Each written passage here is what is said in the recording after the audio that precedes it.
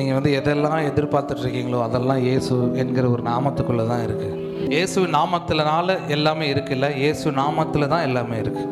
அதுக்குள்ளே எல்லாமே இருக்குது. ஏன்னா அவருடைய நாமம் வானத்திலையும் பூமியிலும் வல்லமை உள்ள நாமம்.